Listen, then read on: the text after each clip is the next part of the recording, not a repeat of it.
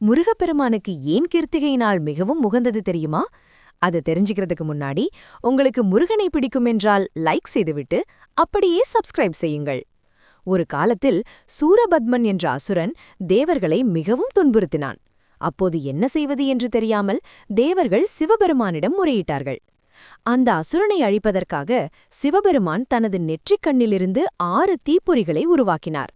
அந்த தீப்பொறிகள் சரவண பொய்கையில் விழுந்து 6 அழகான குழந்தைகளாக உருவானது. அந்த 6 குழந்தைகள்தான் முருகப்பெருமான். அவர்களை கார்த்திகை பெண்கள் தாய்மையுடன் வளர்த்தார்கள்.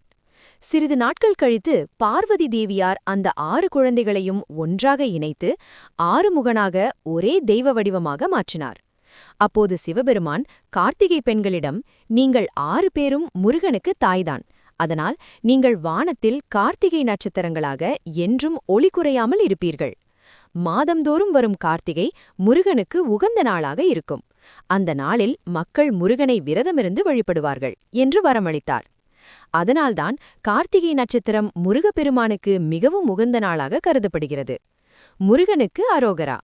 உங்களுக்கு முருகரை பிடிக்கும் என்றால் ஓம் சரவணபவ என்று கமெண்ட் செய்யுங்கள்.